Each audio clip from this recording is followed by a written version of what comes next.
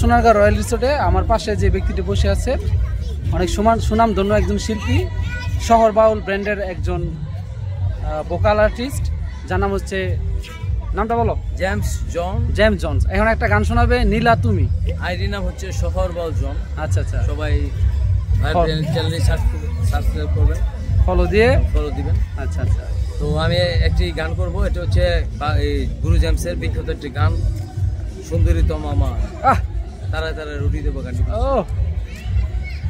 সুন্দরী তোমায় আমার, তুমি নীলিমার দিকে তাকিয়ে বলতে পারো এই আকাশ আমার।